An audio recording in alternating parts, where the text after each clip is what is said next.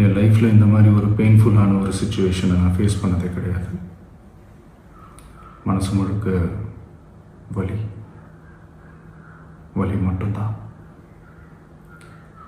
இந்த சுற்றுப்பயணத்தில் என்னென்ன மக்கள் பார்க்க வராங்க, அதுக்கு ஒரே ஒரு காரணம் தான், அவங்க என் மேலே வச்சிருக்கிற அன்பும் பாசம்.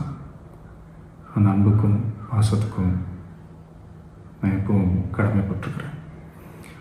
அதனால தான் இந்த சுற்றுப்பயணத்தில் மற்ற எல்லா விஷயங்களையும் தாண்டி மக்களுடைய சேஃப்டி, அதில் எந்த காம்ப்ரமைஸும் பண்ணிடக்கூடாதுன்றதுக்காக தான் அது என் மனசில் ரொம்ப ஆழமாக இருக்கும் அந்த எண்ணம்.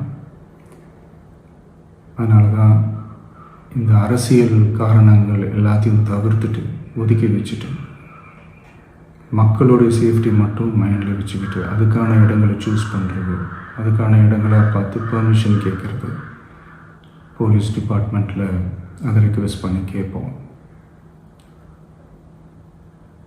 ஆனால்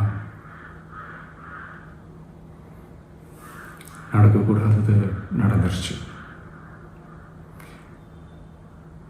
ஆனால் மனுஷன் தானே, அந்த நேரத்தில் அத்தனை பேர் பாதிக்கப்பட்டு இருக்கும்போது எப்படி அந்த ஊரை விட்டுட்டு என்னால் கிளம்பி வர முடியும்?